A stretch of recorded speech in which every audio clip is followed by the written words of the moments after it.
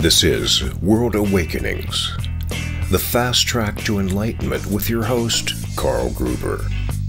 World Awakenings is a podcast dedicated to opening your mind, your heart, and your eyes to the fact that the world's population is now, more than ever, awakening to all things spiritual, metaphysical, and enlightening, and just how they play an all-important role in our daily life. So join Carl on this enlightening experience as he interviews metaphysical and spiritual experts to discuss, debate, and delve deeply into the hows and whys of this worldwide awakening.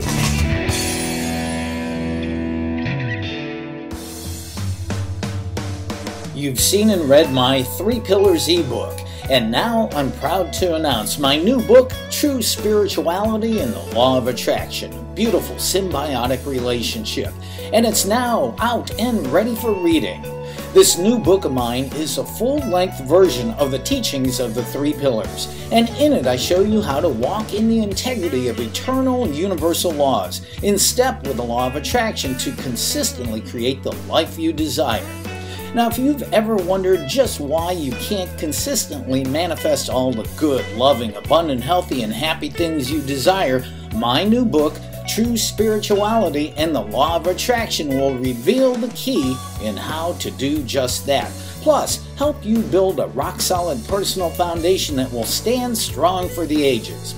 Get your copy today. My new book, True Spirituality and the Law of Attraction, a beautiful symbiotic relationship by Carl Gruber. Available now in ebook and paperback on Amazon.com.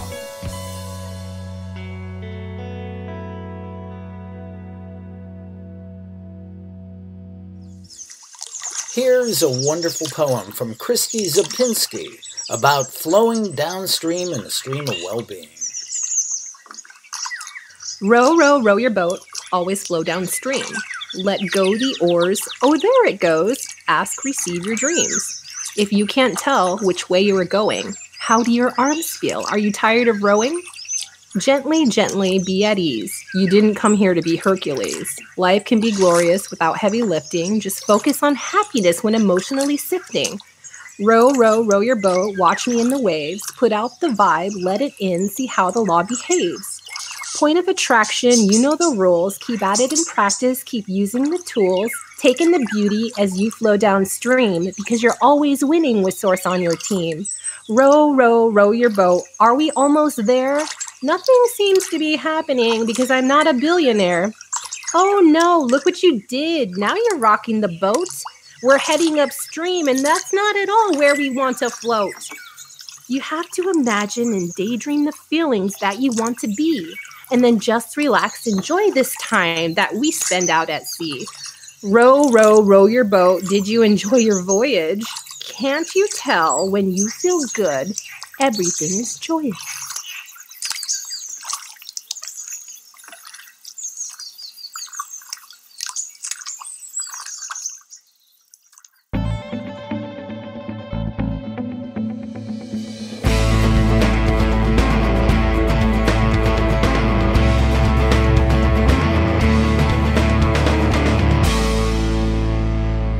Wow, just totally wow. I am so freaking excited that this podcast, World Awakenings, the fast track to enlightenment, is still rolling along strong.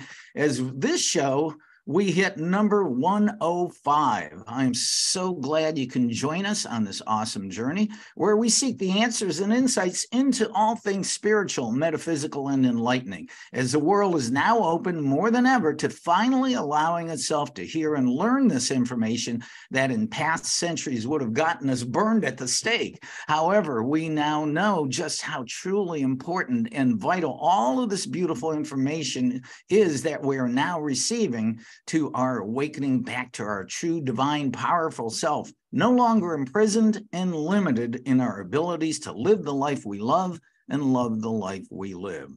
We have yet another awesome guest with us today, but first I would like to ask you to take just a minute or two of your time to check out my new book, True Spirituality and the Law of Attraction, a beautiful symbiotic relationship, now available as an ebook or paperback. Just click that link below. Well, we have a return guest today, Kerri Hummingbird, and she is here to, 3 years ago she was on this show, but she's back today. She is a soul guide and a host of her own podcast, The Soul Nectar Show, the author of 6 books, including The Second Wave, Transcending the Human Drama, and the award-winning best-selling book, Awakening to Me, One Woman's Journey to Self-Love. She inspires people to lead their lives wide awake with an authenticity, passion, and purpose that positively impacts others. And in addition, Kerri is a Chakaruna, a teacher in the Andean tradition from Peru, and initiates spiritual seekers as Mesa Carriers to become earth keepers. She is trained as a level 1 and number 2 healer by the Power Path School of Shamanism, certified in energy medicine, certified as a spiritual coach, certified empowerment and firewalk training, and certified as a Warrior Goddess Facilitator. And she is a graduate of the Power Path School of Shamanism. I am always happy and excited to have you back on the show, Kerri. Welcome, welcome. Oh, thank you so much, Carl. I'm so excited to be here and to see what comes through today. Oh my gosh. When we were talking prior to this, gosh, you were on episode number 26 of the show almost 3 years ago. And here we are back having you on it. And you just have so much beautiful information. And, you know, as I was reading your bio, I mean, my gosh, you have all those beautiful certifications and everything. And I'm guessing that you're not quite the same person you were when you were growing up, or just even 20 years ago. Yeah, you know, I was actually reflecting on that this morning, because as I'm releasing my new book, Inner Medicine, and my trainings, Inner Medicine Training, I am doing so. I'm becoming, you know, I'm stepping out as this teacher the last few years, and since we talked the last time, and I've been teaching the Mesa Path, and I've been approved by the Caro Nation. I have a Caro family that's looking after me and mentoring me. And so like, I'm here bringing this bridge to the Western world to learn this indigenous wisdom. And I feel really honored to be in that space. And I've had a lot of teachers that helped me along the way, right? I've had so many mentors and teachers and guides. I think that, you know, have as many as you need, you know, to get yourself awake, is what I say. It's like your path is unique. It's a divine path, the thumbprint journey. And mine led me to study with all of these amazing teachers, Alberto Vialdo at the Four Winds. I have many certifications with that group, and okay, Jose Stevens and from the Power Path, and Heather Ashamara. I mean, all these amazing teachers that I studied with really helped me along the way. My current mentors, George Kansas and Tracy Trottenberg, you know, so I'm always opening myself to learn and grow. And I think that as teachers, if we think that we've learned it and we're all like set now and we don't need to learn anything else and everybody else just learns from us and we're never in the other position of learning from others, we're stuck. We're confused. We forgot that we're teachers and students. We're never just a stick, you know, I'm only the teacher now and I'm never a student. No, that's not true. You know, we're all teachers and students. We all have medicine to share with each other. And that's why people like you and I do what we do, because we don't want to be stuck anymore. And we want to help people to not be stuck anymore. But, you know, for you, it's been, like we said, 3 years since you've been on the show. So I just briefly would like to, if you could tell the public, I mean, you had a pretty crazy upbringing, a lot of trauma and drama. I mean, through that, those crazy times as a young person, what led you during that time to where you are to study indigenous teachings as far as shamanism and other areas? You know, actually, I the short version of the story, I think, is that I'm like the poster child of following the Western model and thinking that's going to make you happy. You know, you know, I had early childhood trauma. I experienced my natural father had a lot of issues, and emotionally and mentally, from his own mothering, and he was going to molest me. So my mom took me away from him. This was like 1969, 1970. when you had to have proof of such a thing in a court system. Imagine that you had to have proof to tell a court that your child was being molested. You had to show evidence.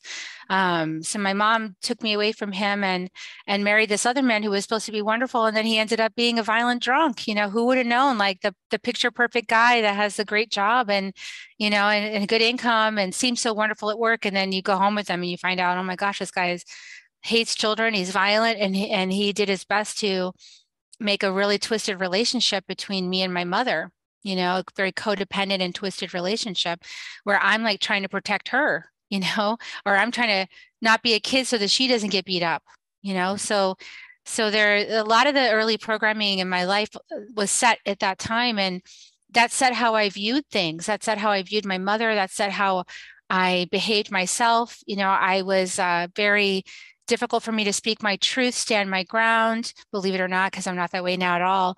But it was really challenging for me to speak up. And it was even challenging for me to know what I wanted. So I just followed the prescribed paths. And I said, well, I'll go to the best school. So if I go to the best school, then I know I'm doing the best thing. I'll go to the high rated thing, I'll go do that. I'll go get a really high paying job. And then I'll know that I'm really important. And, that's just kind of how it went. And I think most people do it that way until I became a mom. And then I was like, busted wide open by the Divine Mother. And I was like, oh my gosh, none of this is real. And I spent probably a decade grappling with that truth, going to psychotherapy, taking the not feeling pills, trying to figure out what is life actually, standing in front of the spiritual center as I'm walking my baby, strolling my baby around the neighborhood, standing in front of the spiritual center, wanting to go in, but frozen, not able to go in. It was, that was my life, and many bottles of wine and plenty of wine corks to prove it. So, I went one Christmas, I made wine cork chalkboards for everybody because I had so many bottles of wine I consumed. I had plenty of wine corks to make for everybody. And my kids hate that gift because they're like, Mom, you were just a drunk, you were just drinking all the time. And I thought, I'll just make something beautiful out of this. So I think the consistent thing in me is I've always just said, I'll make something beautiful out of this. I don't know what's going on, but I'm just going to make something beautiful out of this darkness. And so when I got to the end of the rope in the marriage with my, the father of my children, which was a karmic relationship, and I realized that psychotherapy couldn't even touch that karma. Like there was just no way to heal that. And I didn't have the tools to save my family. So I walked out and I said, well, something's got to be better than me thinking I'm a terrible person and want to commit suicide. I got to be here for these two little boys. I can't leave the planet. I know a lot of people are in that choice point right now, and I'm just encouraging you, stay, don't go, stay. It's a darkness messing with your head. Get the support you need. It's just a lie. It's hooking your attention. It's making you think things about yourself that aren't true.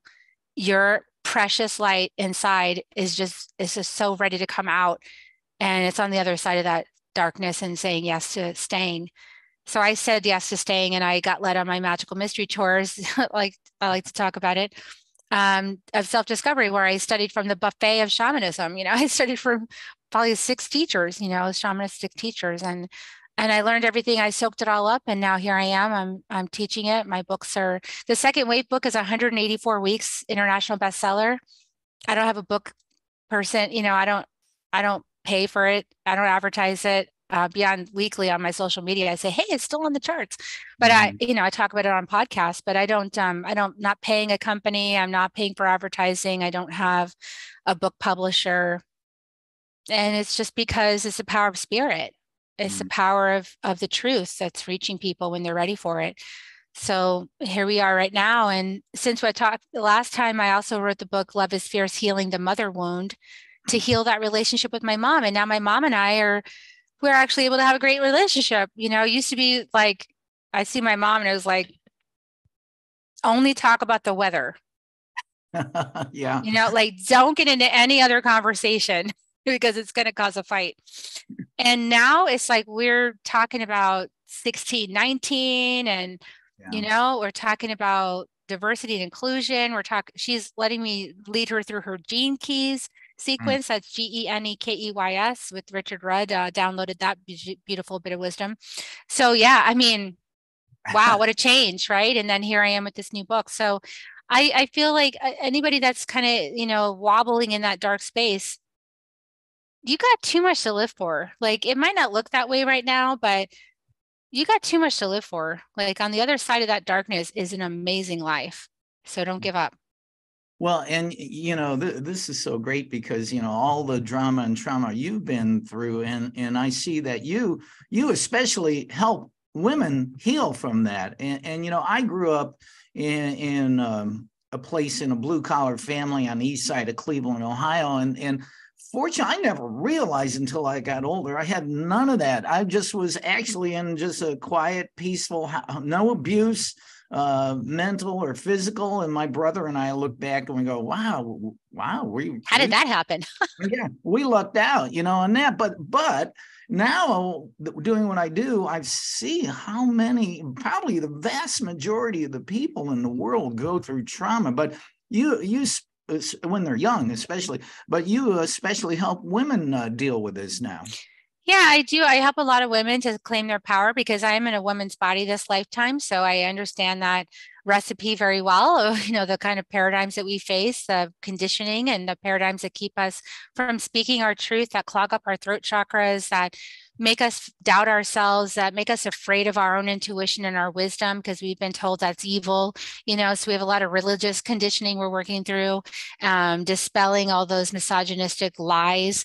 And I also serve men. So I want to say we're building the inner medicine training to include anybody, because now we have they, so no matter what representation you are, like how you think of yourself, you're human in a body, you're welcome.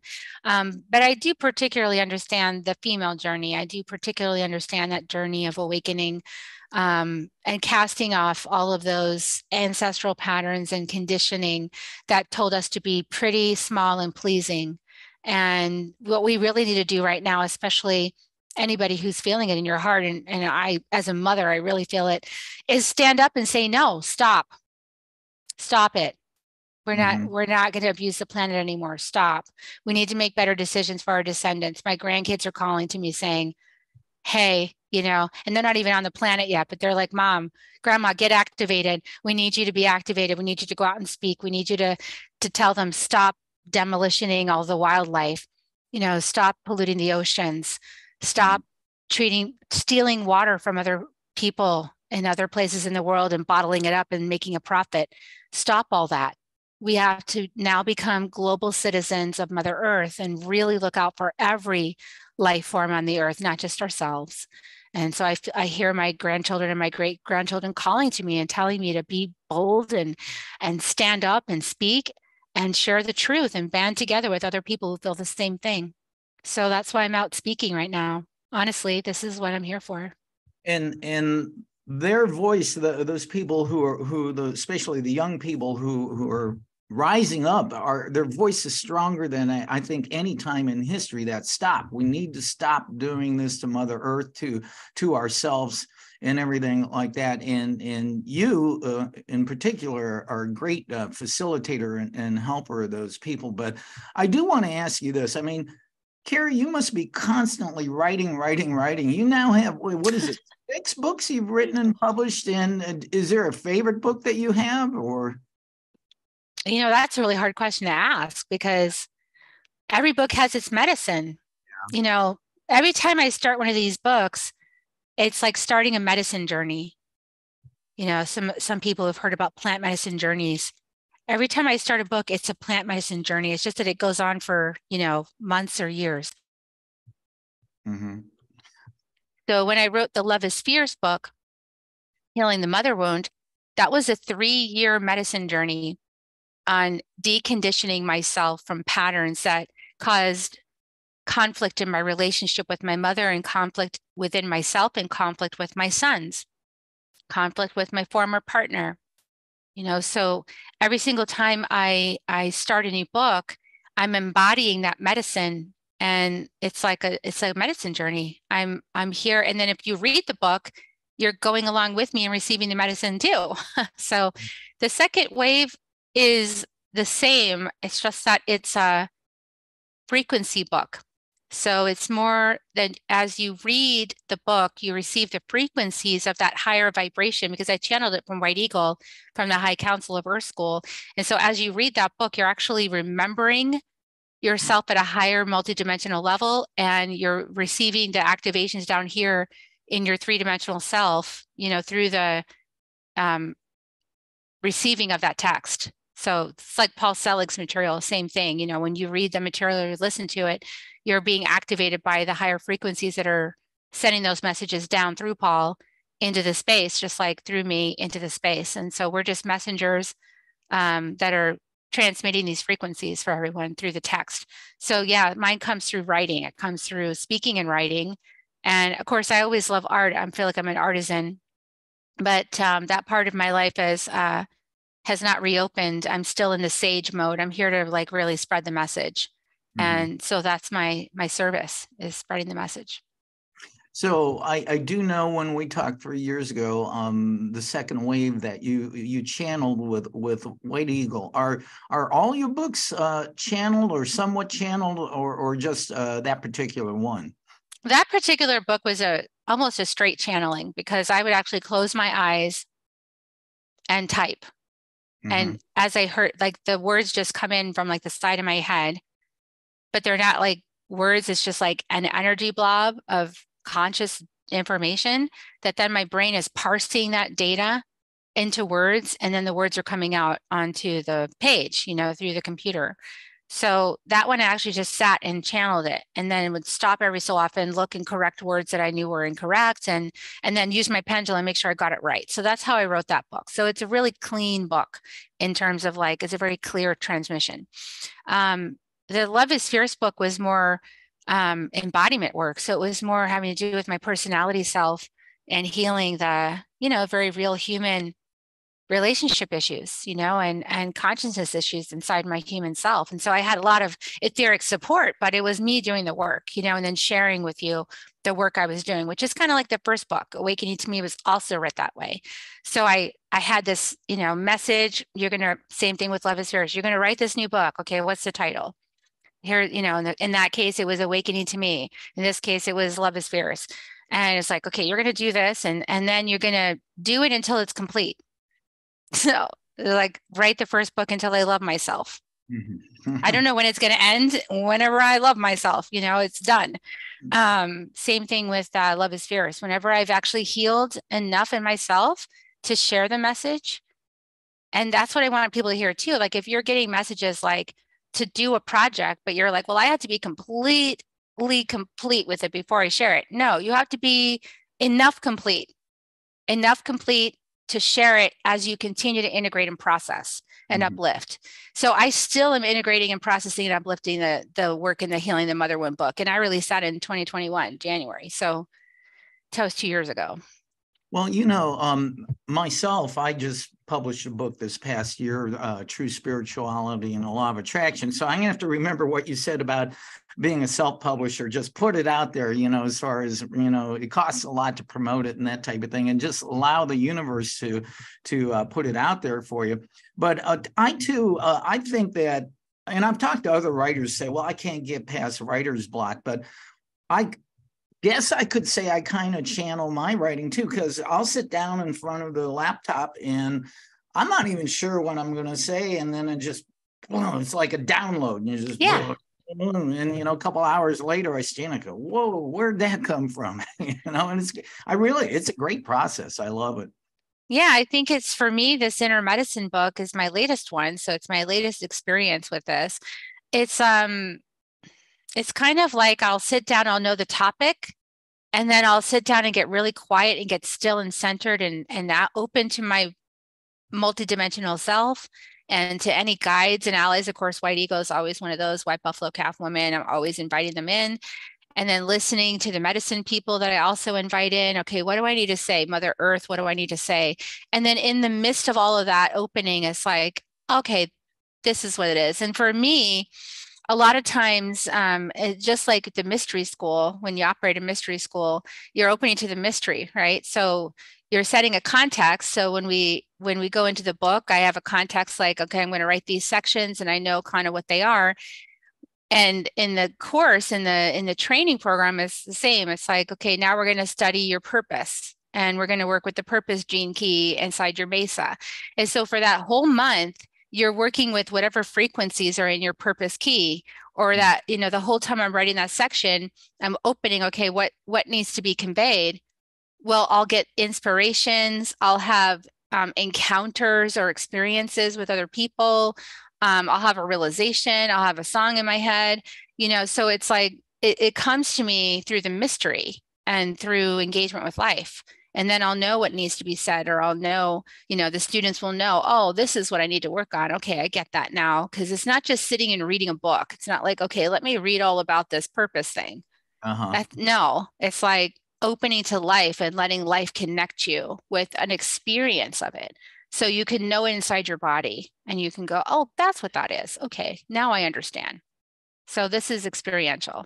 Well, let's go back to what led you down the shamanic healing path. I mean, why that path? I mean, had you had any experience with it prior to your opening? Not this life.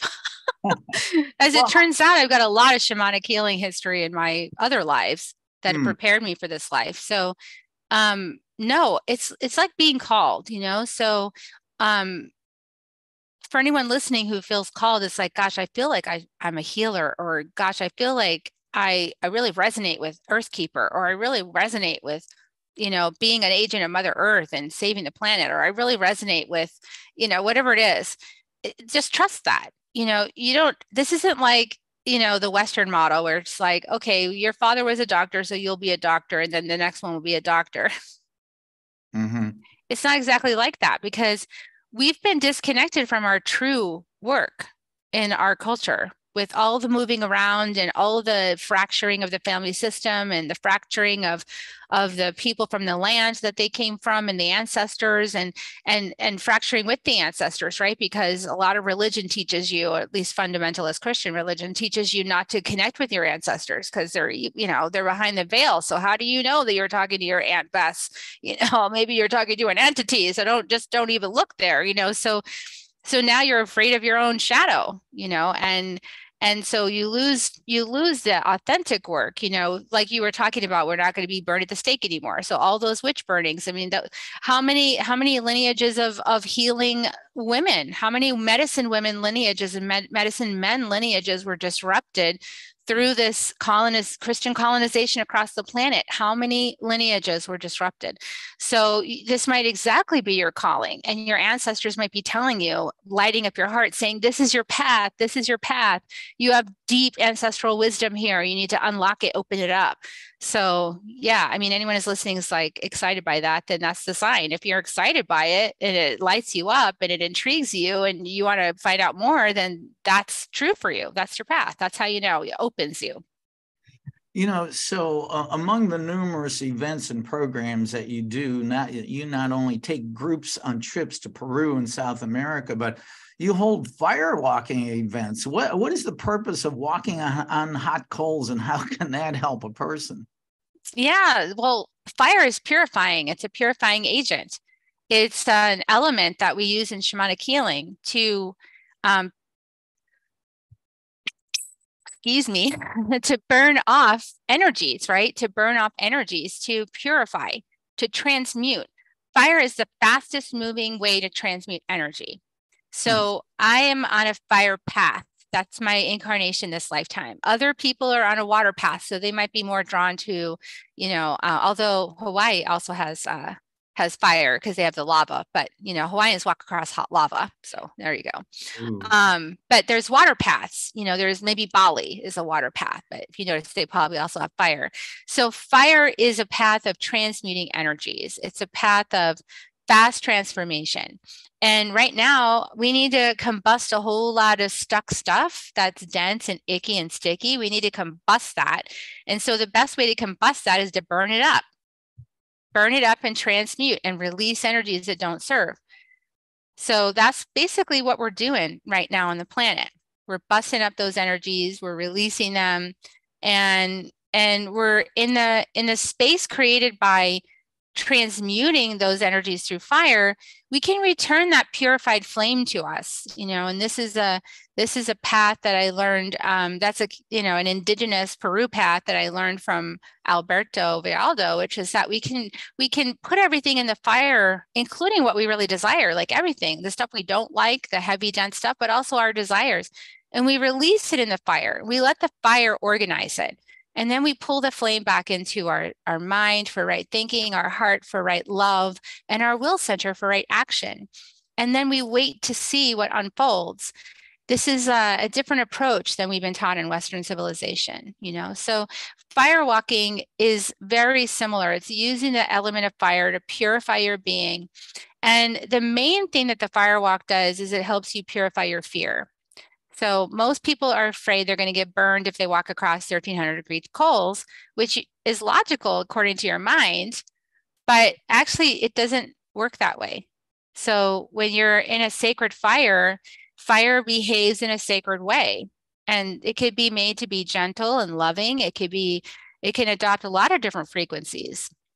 Sure, it can be wild and burn down the forest, but when you work with fire in a really sacred way, fire can also be extremely loving and gentle. And when you walk across the coals, it just fills you up with energy. It fills you up with purified energy. So I always work with fire at the fire walk. I don't do it like the way Tony Robbins does it. I love Tony Robbins. He has a purpose, but I don't do rah, rah, go, go, go. I'm not here to empower you to push through your fear. I'm here to show you a ceremony, a way to engage with the elements of earth that are ceremonial and honoring and gracious, and that you can learn that sing and dance is a part of walking across fire. We're walking across the fire of the fifth extinction right now, and we can walk across that fire courageously in our hearts, knowing that we're timeless beings awake on this planet at this time to bring love from the upper dimensions down into this third dimensional reality, and fill it up with song and from our hearts and love. That's the experience. So that's what I think the fire walk's about. That's what I share with people when they do it with me.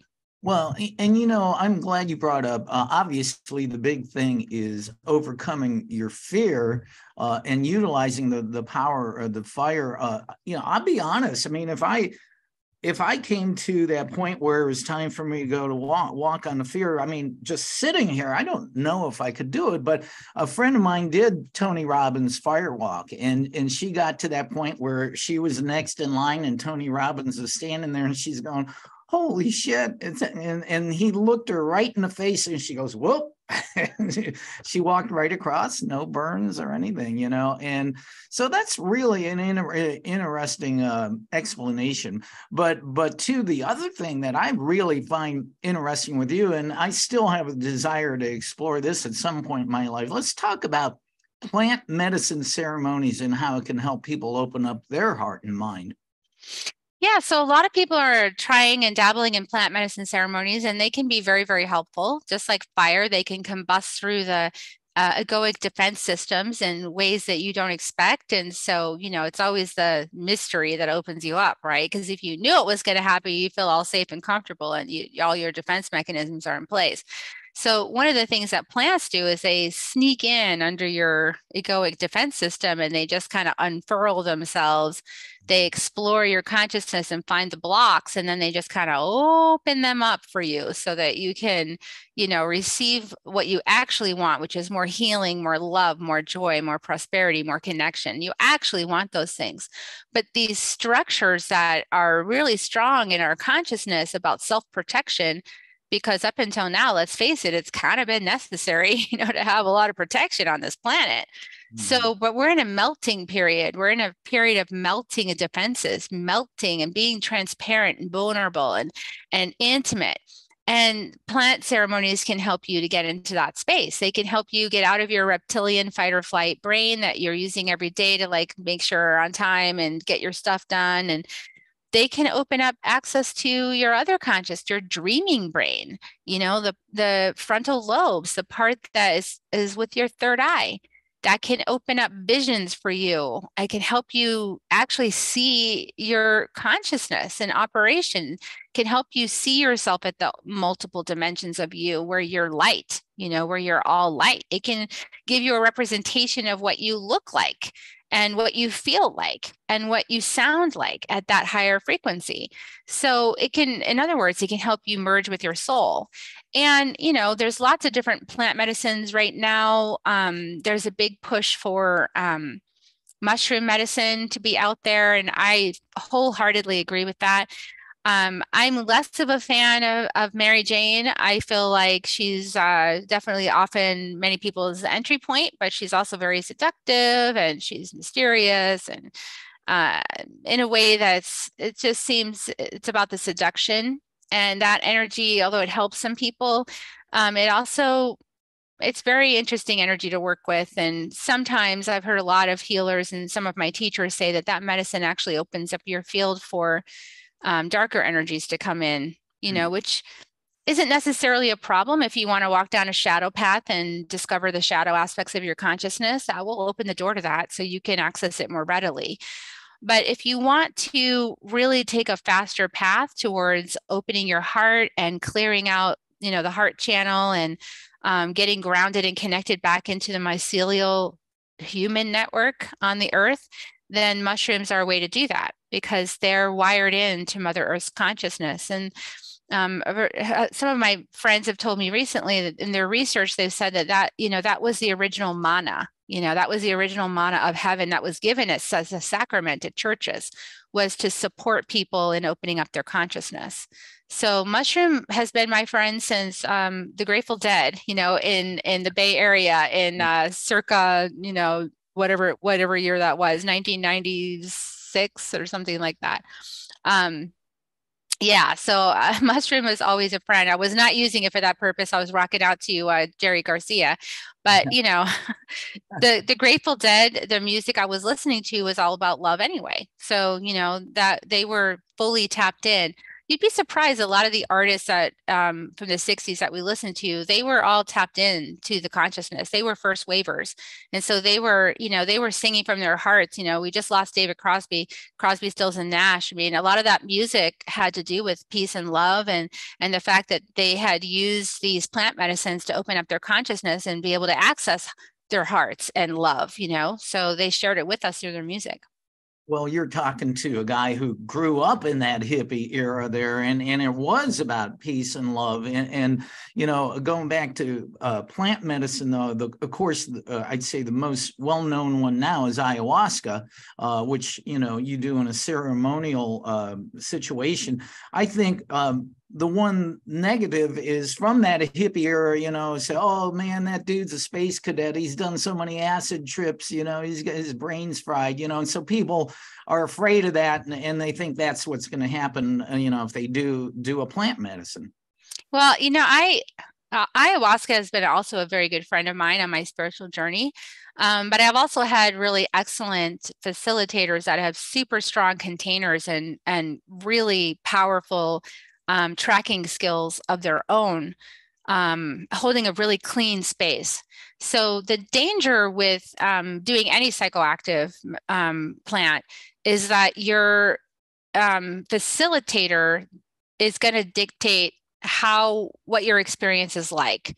So in other words, if you have a facilitator that has done a lot of shadow work on themselves, is able to hold a really strong container, stay in their own lane, let you have your journey, not interfere, but be there if you need them, really able to be high frequency sacred witness, you're going to have a great experience and you're going to get a lot of healing from that.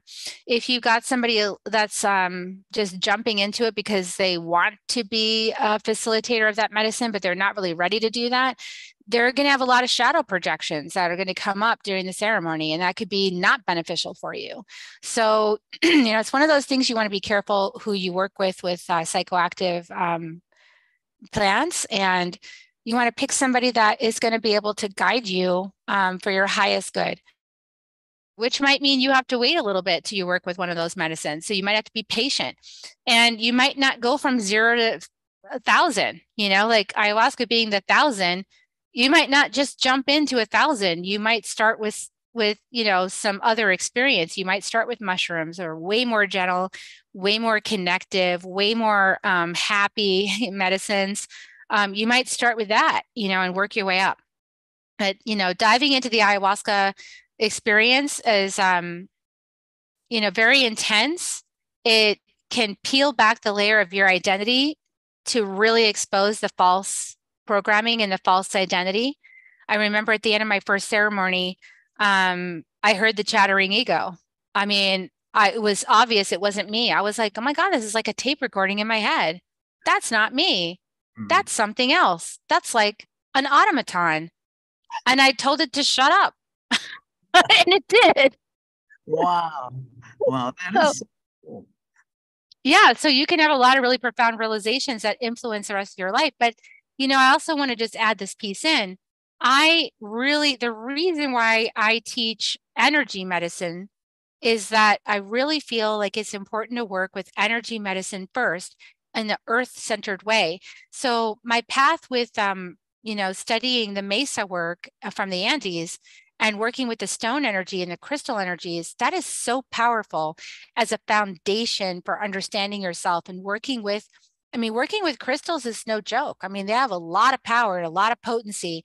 And when you work with the lineage that's unbroken behind the veil, the Caro and a long line of those medicine people, that's very strong medicine. So that might be just enough for you. I know the students in my programs, a lot of them haven't worked with plant medicine yet.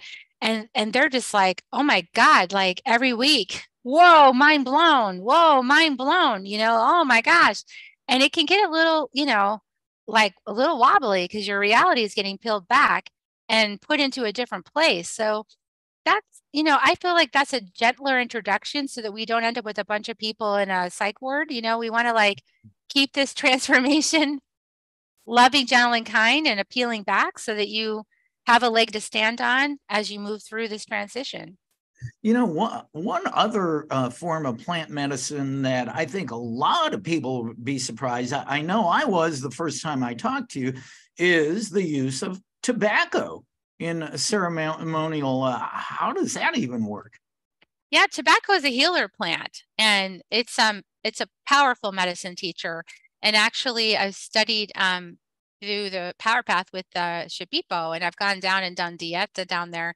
Dieta is where you're there for like 10 days and you take some medicine, you take tobacco. So tobacco is the first medicine. So I do not recommend this at home. Do not do this at home. Do not do this at home. You could die, So working with the medicine keepers down in the jungle, they understand these medicines. They know how to talk to the medicine. They know how to respect the medicine. The medicine's a consciousness. It has its own wisdom to share. It's a master teacher. It's like you respect that teacher because that teacher has powerful medicine to share with you. And when you enter a respectful relationship with tobacco, it can really teach you a lot about energy. It can teach you about how to respect yourself, how to have better boundaries, how to protect your energy, how to not give your energy to things that don't, let things hook your attention. It can teach you about having a strong energy field, an energy body. Most people, before they find this kind of path, their energy body is all filled up with holes, like Swiss cheese, because they've been, giving their attention to other people, letting, like energy vampirism is rampant because people think that they get energy from other people and they don't realize they can just go right down to the earth and get energy. It's like, put your roots down there, stop squeezing people dry, but we're trained to be disempowered. So a lot of people's energy fields are just stuck with holes, so we got to start plugging up the holes, and tobacco is one of those medicines that can do that. So when I work in a shamanic healing with somebody, 9 times out of 10, I bring in tobacco and I say prayers into the tobacco. And I ask for its support to please clear away anything in this person's energy field that's causing distortion, anything that's causing pain and suffering, clear it away gently and thoroughly, and then send blessings into this person, send connection to Mother Earth, connection to Father Sky, connection to Great Spirit, God Source Creator, connection to their essential self so they can remember themselves. And I'll do these over the phone remote and people can smell the tobacco. They're like, oh my God, I smell the tobacco. I'm like, yeah, I'm blowing it on you right now. So, I mean, of course you smell it. And so, yeah, tobacco is a spirit plant, but it's also an embodiment plant. And so I've embodied the plant through the dieta process. And so it's an ally, a very strong ally of mine. It helps to protect my field. Did I hear you say this earlier, that tobacco is so powerful, if you don't use it correctly, you can die? If you drink tobacco juice, you could die from it. If you don't have, yeah, you could die. I mean, if you smoke tobacco long enough without respecting its actual purpose, you die from cancer in your lungs, right? I mean, if you just respect any master teacher plant and you're only using it for, I don't know, distraction, or because you think it'd be a cool thing to do or whatever reason, you're going to find yourself having a consequence of that. So I'm always very respectful with tobacco. I know it's powerful, and when I work with it, I honor it. I welcome it into the space. I honor its wisdom. I don't tell it like what I think it should be doing. I ask for it to come support me, like help me with this healing, because I need your support. I need to understand what's going on in this person's consciousness. So I'm blowing you in there to help me out. Well, I'm really going to encourage the viewers and listeners to check out Kerri's website, kerrihummingbird.com, and also her social media, because you do live ceremonies sometimes online. I know a couple of years ago, I watched you do one where you did use tobacco. You just had a recent one called the Dragonfly Lightning webinar. What was that one all about? Yeah, the Dragonfly Lightning webinar, and we do a meditation in there, and I think I might have done a little healing with everybody on that one too. But that explains what's so cool about inner medicine training, because I'm like a little kid when I talk about this. I love weaving medicines together. I love weaving traditions together, which is why I study with so many teachers, because each one of them has some really cool thing that they're doing. And it's like, wow, that's amazing. And the way I work is I go, that thing that they're doing fits so well with this thing that this person's doing. It just like weaves all together. It's like perfect. And so the main weaving together is the medicine of the Himalayas through the I Ching that Richard Redis tapped into with the gene keys. So you get your chart in the gene keys, just like human design. You get your chart based on your time and date of birth, and it tells you your soul's curriculum. Like, it spits out this one sheet, and you go, yep, that's where my mind always tunnels, all these different shadows, and I'm working on these gifts and these higher frequencies. You can look at it and see yourself. So in the Dragonfly Lightning webinar, I go over Martin Luther King's, just in case anybody has doubt that this stuff is real. Like, I show you Martin Luther King's chart. It's like, oh my God, that's him.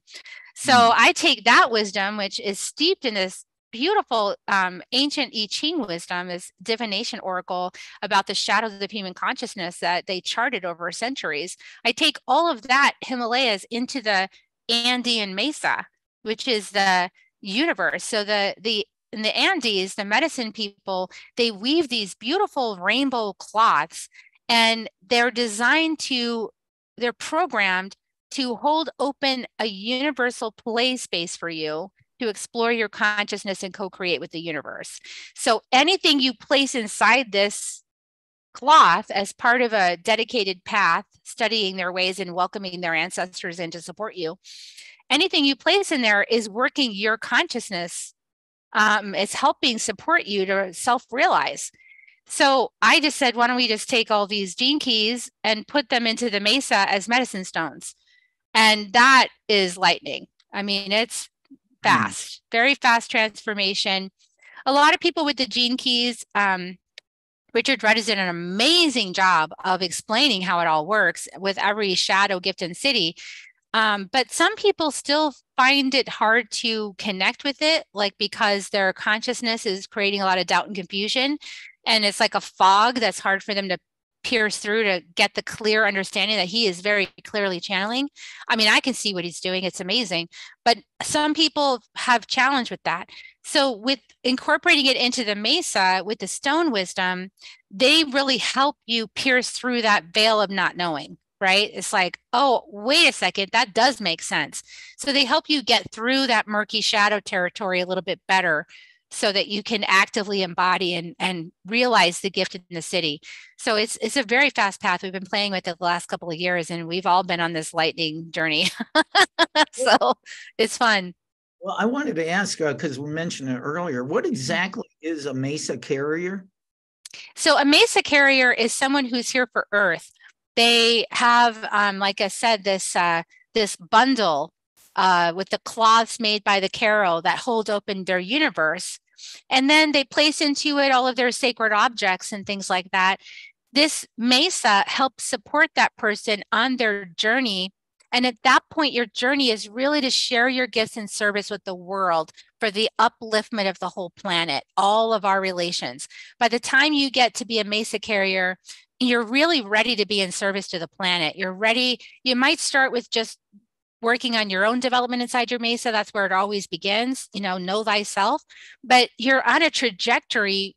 When you start a Mesa path, you're on a trajectory where you're going to be someone that's here to be a lighthouse for the rest of the world, like whoever you come across.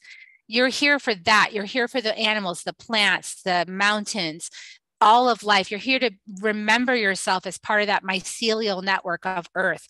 That's what the Mesa path really is.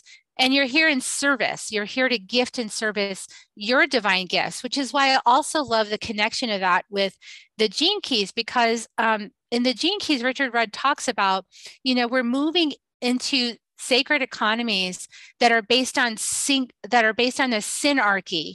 Synarchy is the natural alignment of your gifts with others in a community of reciprocity. It's your natural alignment with others towards a common purpose. And that's where we're heading into. It's no longer like figuring it out or like, what should my job be or what, I mean, that stuff's helpful to begin. But when we align ourselves through working the Gene Keys medicine in the Mesa, what happens is that a natural synarchy starts to happen. And he calls it the fractal.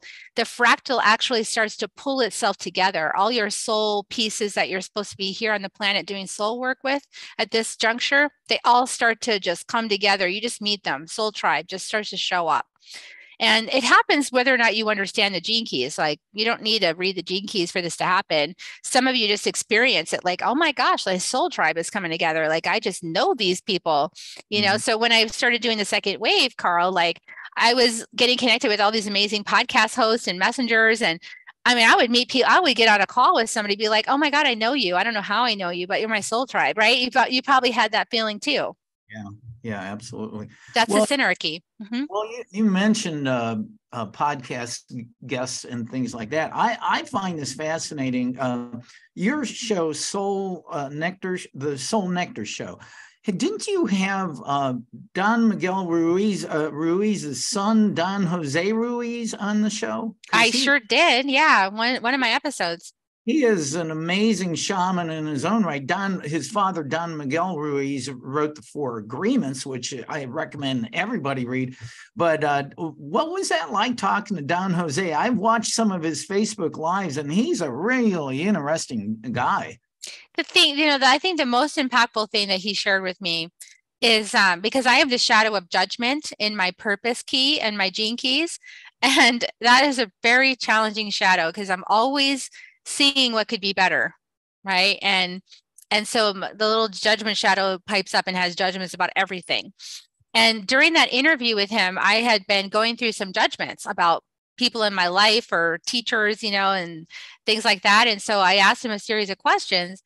And the thing he said to me that was so beautiful is he said, well, it's kind of like this, Kerri. He said, if you consider that everybody's life path is like a piece of art in a gallery, you wouldn't walk into a gallery with your own paints and start painting over someone else's painting in the gallery, would you? And since I'm a former artist, I was like, no, I would never do that because I respect people's art. And he said, well, it's the same with their life choices. Like, that's their painting. They're creating, they're the artists of their dream of life. They're creating that. And so being a critic of someone else's art is not a very kind place to be, right? And so we want to celebrate others. And then if there's a trigger, we want to go within ourselves. So that was one of the key things I really, when he said that, it clicked. It was like, I get it. I finally understand that point. Yes, absolutely. Well, I'm going to have to try to get him on this show at some point. So, but, this whole path that you're talking about, this indigenous, shamanistic type of thing, when years ago, when he first became popular back in the early 70s, Carlos Castaneda's books, the Way of the Yaqui Warrior, or I forget what his name, Don Juan, The Way of the Yaqui Warrior, and the whole series of books, that is, for me, was a great way to begin to open up to understand everything that you're talking about here. Yes, and as it goes, as it turns out, because I do study with the Wishatika, I study with the lineage of Wishatika, who were also called the Wichal, which is who he studied with, the Wichal people. Oh, okay. And apparently he didn't actually do the work. So he didn't want to go on the 1 month with no sex thing that you have to do at pilgrimage time. He didn't want to inconvenience himself. And so what happens is that you end up with crazy things like the sex cult that he was accused of creating and probably did, right? So as on this path is a shadow path. So that means that it's testing your ability to discern the truth from the lies, and it's testing your ability to stay a person of integrity through many seductions. That's why I said the thing about marijuana, right? Through many seductions. And so you've got to be able to discern what's the path of light through the path of shadow. And so a lot of times people get tripped up in that shadow. And, there's a lot of them, right? Because in the book, I talk about my tracking of the shadow realms as kind of like this dark ocean of like eels that kind of slide around, and so like this thought will slide up into your mind. And then before you can even really grab a hold of it, it slides back down and hides, right? So there's a lot of that sort of cloak and dagger hiding of shadows and thoughts and things like that meant to derail you, from the truth. So when you enter this path, you're going to be tested on your ability to discern the truth and to walk a path of integrity.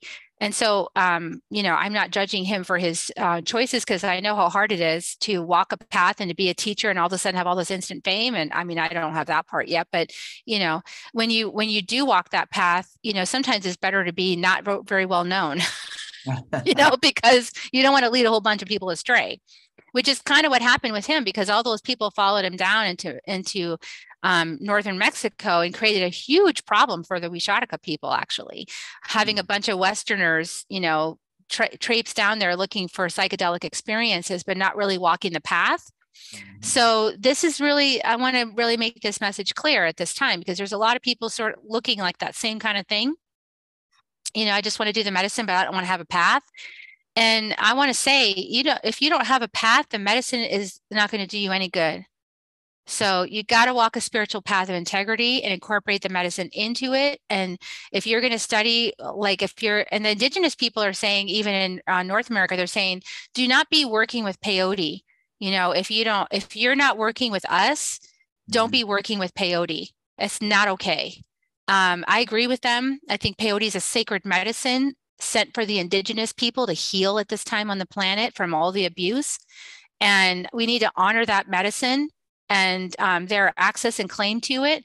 And if you're in a tradition where they're inviting you and they're educating you how to respect Mother Earth and how to respect that medicine, and you're following their lead and following their tutelage, and they're including you in that way, that's a whole different matter, and that's what I'm experiencing down in northern Mexico. So we need to be really mindful of that and not be interfering with medicine that's really meant for the indigenous people to heal at this time. There's other medicines we can work with that are available, like the mushrooms, for example. Well, we were talking to Shaman Kerri Hummingbird, amazing. I could talk to you for hours, Kerri. You're just awesome. My mind just feels so much more expanded from the beginning of our talk here, and we'll wind up here in just a little bit. I have one more question about Carlos Castaneda. Having been a hippie and read all that stuff, it's like he just like, I don't even know if he's around anymore. It's just like people have. No, he died. He did pass away. It was nobody. I don't ever remember hearing he died. It was just like, oh, did he just go off? And like Elvis. Elvis has left the building. You know. Yeah. Interesting. Well, I really want to encourage people to check Kerri's website out, kerrihummingbird.com, and her social media. I mean, you just do so many cool things. And I know you're taking a group down to Peru again this year. Yeah, we're going to go in June. So we're going to have the book launch on Earth Day on 4/22/2023. We're going to release that book, Inner Medicine, Becoming One with Mother Earth for the Survival of Humanity. It's already on pre-order at Amazon, so you guys can get your copy if you want to get it right on the day. And then we're going to be taking a group down in the early June. We're going to go down to the Sacred Valley. You know, Peru right now is going through kind of a civil unrest. Because the indigenous people had a candidate for president that was trying to change things in the government that have been stuck for a long time, and was unable to do that, and was ousted from the government and put in jail. And so there's an uprising going on, and people feel unheard. And so, you know, we're going to be going down there, but we're not going to go. We were going to go to Lake Titicaca, but we're going to skip that this year and wait for things to settle down.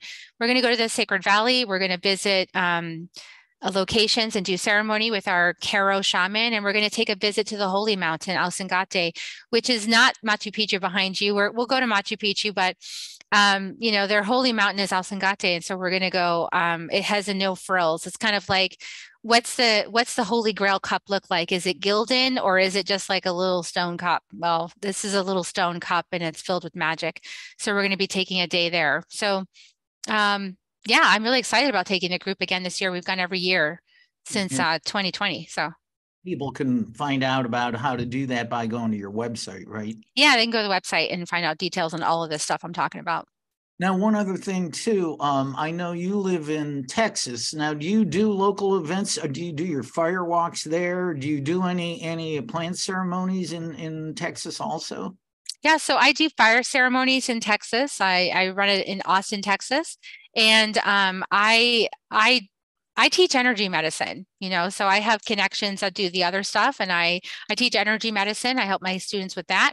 That's my forte. It's usually more than my students can handle just by that. So we stick with the energy and we work the medicine. Oh man, I'll tell you, this is just so awesome. Thank you, Kerri. I'm so blessed to have you on the show again. Keep doing what you do. I mean, you alone have expanded the minds and the hearts of so many people in the world, and we thank you. We really appreciate it. Thank you, Carl. You as well.